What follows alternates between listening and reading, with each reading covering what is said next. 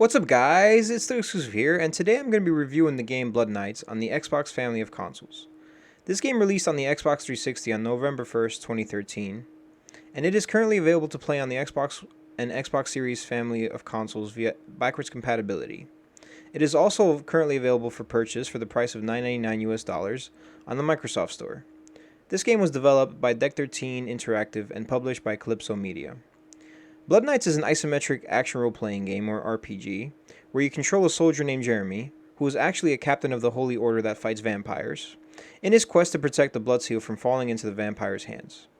Early on in the game, Jeremy is being assisted by a priest named Bartholomew, who becomes so desperate to see the mission success that he binds Jeremy's soul to a vampire named Alysa. Jeremy and Alysa fail to protect the Blood Seal from being taken, and in the process, Jeremy is unexpectedly turned into a vampire himself. With the Blood Seal being removed from its ancient resting place, the moon begins to crack apart, which causes unpredictable and violent tides, and places the world in danger.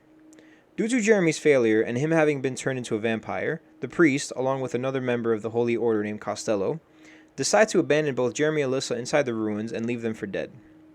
Jeremy and Alysa actually make it out alive, and both agree that they now have two primary missions: retrieve the Blood Seal from the vampires and get revenge on any members of the Holy Order that happen to get in their way. Throughout their journey, Jeremy and Alysa visit many different locations and meet quite a few different characters, which actually enable the possibility of slightly changing the storyline as you're progressing through it. Given the nature of this game, the combat here takes center stage and is often fast-paced. The player is actually able to control either character at any given time, if they're playing solo. However, it can also be played in local co-op, where the first player is forced to use Jeremy while the second player controls Alysa. Both characters play very differently as they technically fall under different classes. Jeremy basically plays like a warrior class, so his combat style revolves around dual-wielding swords while getting up close and personal. Alysa, on the other hand, plays like a demon hunter from Diablo 3. She uses a crossbow, so it's best to play her with some range between you and the enemies, and also utilizes various types of grenades along with a firebolt. Meanwhile, Jeremy doesn't have any gadgets, but he does have some special moves he can use, such as a whirlwind attack or a slam attack. What's interesting is that both characters actually use a slightly different button mapping setup.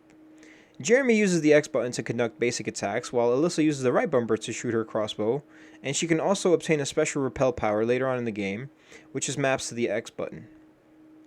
Both characters are controlled with the left stick and can use the A button to jump, along with a regular selection of dialogue options, the right trigger and left bumper to use their special attacks, and the left trigger is used to suck blood out of the enemies, which regains health for both characters. As for the achievements in this game includes a total of 12 achievements for a total of 400 gamer score, as this was originally an Xbox 360 arcade game, and the achievements here are quite varied. Only 2 achievements are story related, while all the others are tied to co-op, making specific story decisions, collectibles, and gameplay activities. This is not a very hard completion, however a full playthrough can take around 3 to 4 hours, and if you want all the achievements, then you will have to play through the game at least 1.5 times. Unfortunately, the game has no chapter select or New Game Plus mode, nor does it have manual save slots, which means that you will have to start from the beginning of the game once you finish the initial playthrough. I actually managed to obtain most of the achievements during my playthrough, so if you follow the videos on my channel, then you should get most, if not all, of the achievements. Overall, I thoroughly enjoyed my time with this game, as I love RPGs in practically all of their forms. This gave me a feeling of playing lighter, shorter, and more basic version of Diablo, which is not necessarily a bad thing. The story was pretty cool and interesting, even though the writing did at times feel a little foreign. I love the medieval feel of this game, and the vampire-centric plot usually makes a game more intriguing in my opinion. This was actually one of my favorite Xbox 360 arcade games, and I loved revisiting this game after playing it back when it first came out. I do wish I got a chance to play through this game in co-op, as I feel that it would have made my experience even more enjoyable, as I'm always more interested in a game if it does include co-op. I'm actually one of those people that wishes co-op was a feature in most, if not all, games. It's a shame that the co-op is local only, as that was the main reason why I couldn't play it with one of my other friends.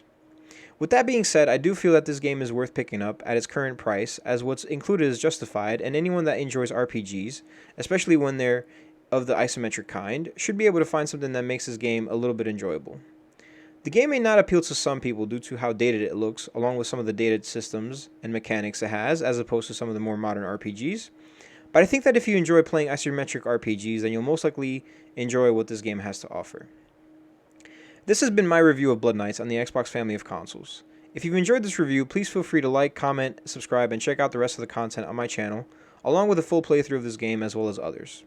As always, thanks for watching, and keep slaying those achievements. This has been Xclusive, bringing you another game review, and I hope to catch you guys in the next video. Have a good one.